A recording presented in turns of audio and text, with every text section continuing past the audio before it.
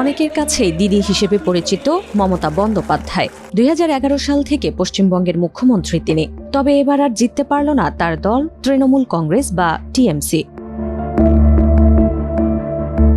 মমতার পরাজয়ের নেপথ্যে কারণ হিসেবে বেশিরভাগ বিশ্লেষক মনে করছেন দুর্নীতি। এটিই কাল হয়ে দাঁড়িয়েছে তার জন্য।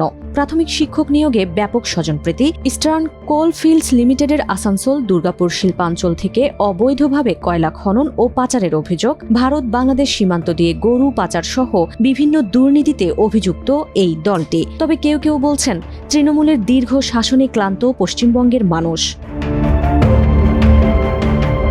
আন্তর্জাতিক সংবাদ মাধ্যম বিবিসির প্রতিবেদক জয়া মতিন বলছেন, এক দশকেরও বেশি সময় ক্ষমতায় থাকার ফলে টিএমসির মধ্যে দুর্নীতি ও সহিংসতা রেকর্ড হারে বেড়েছে। সেটি সামাল দিতে বেশ হিমশিম অবস্থা তৈরি হয়েছে কেন্দ্রীয় নেতাদের মধ্যে।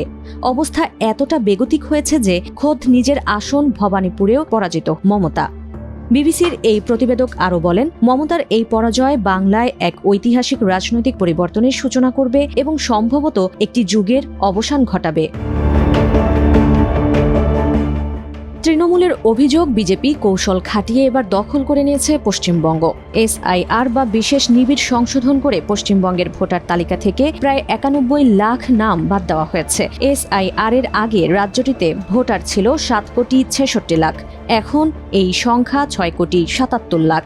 তবে রাজ্যটির বিজেপি নেতা শুভেন্দু অধিকারী দলটির এই উত্থানের কারণ ব্যাখ্যা করে বলেন, ক্ষমতাসীনদের বিরুদ্ধে ক্ষোভ রয়েছে, সেই সঙ্গে হিন্দুরা পদ্ম ফুলের পক্ষে ঐক্যবদ্ধ হয়েছে। এটি আমাদের জন্য একটি খুব ভালো সংকেত। এছাড়া মুসলিম ভোটেও বিভাজন হয়েছে, বিশেষ করে মালদা, মুর্শিদাবাদ এবং উত্তর দিনাজপুরে।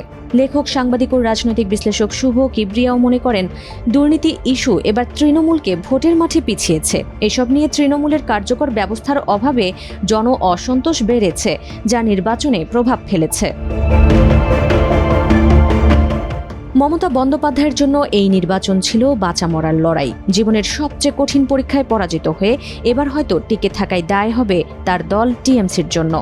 একসময় বামদের রাজত্ব ছিল পশ্চিমবঙ্গ, এরপর তৃণমূল এলো, এবার বিজেপির দখলে গেল।